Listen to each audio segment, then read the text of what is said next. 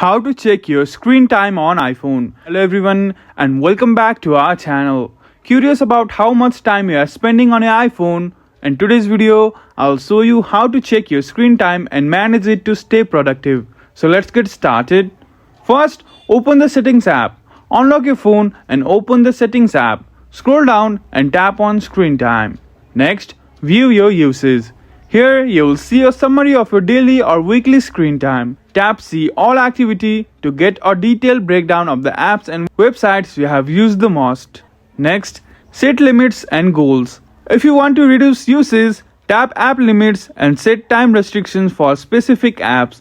You can also turn on downtime to block access to apps during certain hours. And that's it. Checking your screen time is super easy and a great way to stay mindful of your habits. If you found this video helpful, please give it a like and subscribe to our channel. Thank you for watching and we will see you again in the next video.